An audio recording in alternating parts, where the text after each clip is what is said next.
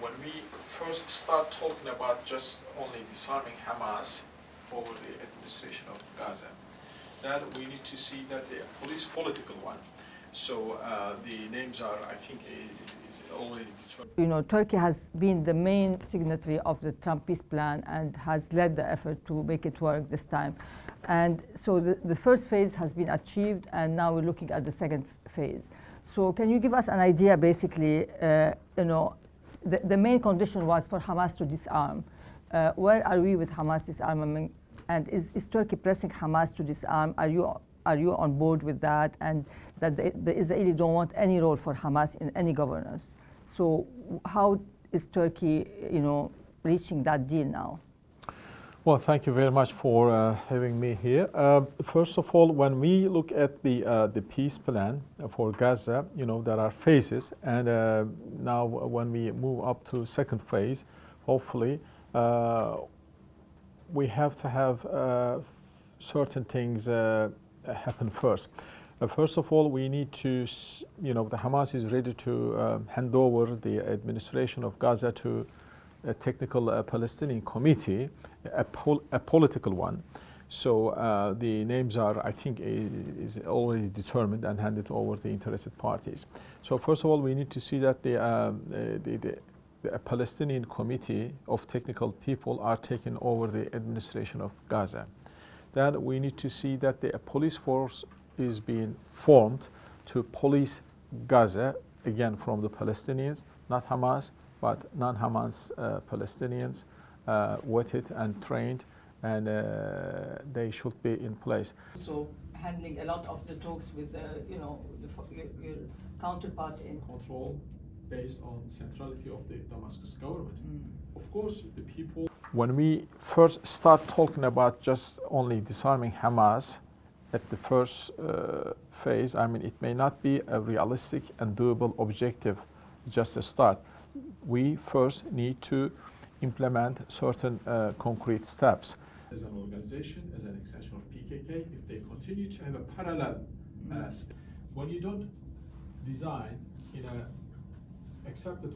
Israel is opposing any role for Turkey in the stabilization force. Has there been any change? Has you know, the United States pressed Israel to accept Turkey to have a role? Who is going to be in that force? Well, at the moment, that is still being discussed because the formation of international stabilization force is a matter of big coordination and discussions. First of all, you need to find voluntary countries who can actually send troops in certain numbers. So we need to have a significant number of troops from some countries.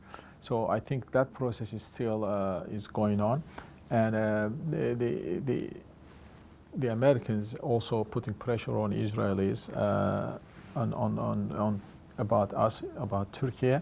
So we have already stated that we are ready to make every kind of contributions, including sending troops for ISF.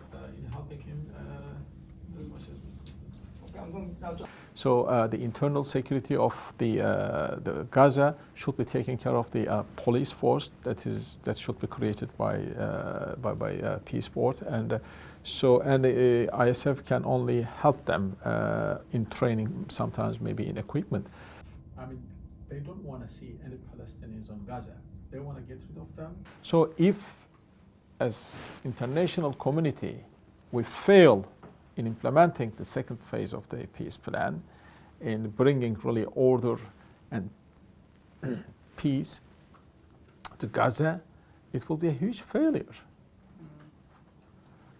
on the part of international system, on the part of United States, and because President Trump has actually led this Gaza peace plan.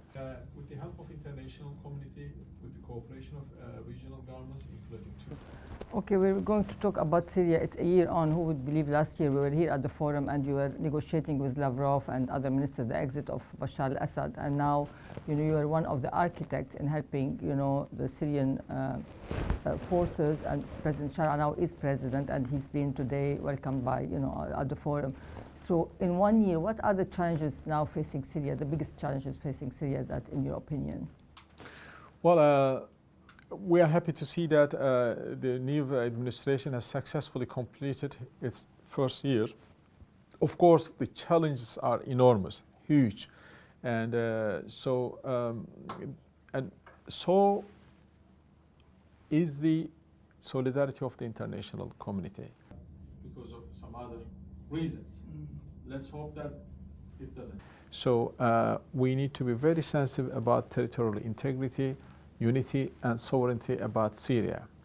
It doesn't mean that we are giving a blank check to the Syrian government and administration to oppress the minorities. No, on the contrary, nobody should oppress, and they should feel free to express their identity, to practice their faith, and to feel about their safety. There's a big but here. The biggest problem at the moment is a potential Israeli. Okay, I just want to go back to the PKK and the process there. I know you say that PKK disarmament must include the SDF in Syria, and where are we, with this? Because nothing happens. There was a deadline for the year end, despite progress in Iraq, but we haven't seen anything in Syria happening. What are the options? Because at one point there were also like concern or threats of military option to disarm the SDF or to force it to integrate. So what are the options that are under consideration in coordination with the Syrian government? Well, right now the Americans, us, and Syrians are all together discussing about this, how to end peacefully without resorting any military means. As you know, in last March, there was an agreement signed by both SDF and Damascus government, and everybody is hoping that that agreement is honored. But the signals that we are getting that the SDF has no intention of honoring this agreement because they are in search of finding an alternative ways of just going around the agreement. Just achieve the ceasefire, but there is no kind of pressure on. Well, for SDF, I think they should understand that the command and control should come from one place. And mission objectives, I think we can deliver